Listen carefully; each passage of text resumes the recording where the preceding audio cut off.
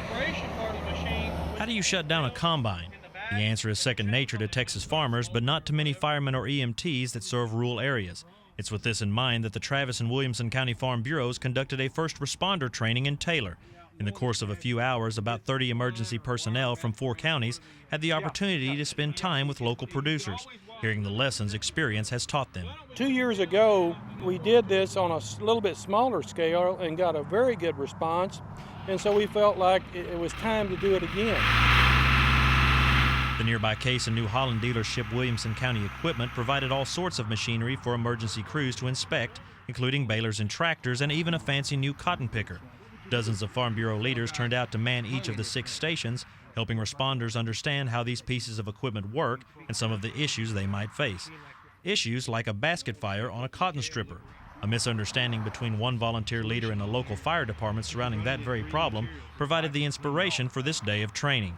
They spent most of their water putting out fire that was on the ground and never came to where the stripper was to help me out with it.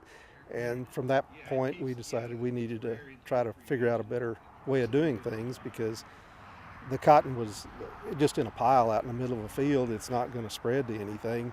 Although a fire was the spark of this biannual event, all sorts of emergencies are covered. From overturned combines to arms caught in an auger to farm chemical spills, the responders walk away with a wealth of knowledge they might not have known otherwise. Out of the 30 people that we had from the emergency response community, maybe 5 or 6 that were really from a farming background. So that tells us that most of our firefighters or our emergency responders don't come from a rural area anymore. You have a kill switch right over here. The hope is such training will help prevent rescuers from diving headlong into something that can make a situation worse.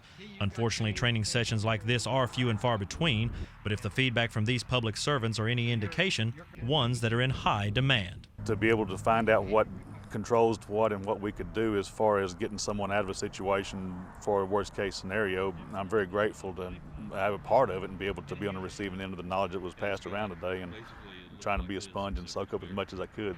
For TFB News, Ed Wolff, Taylor.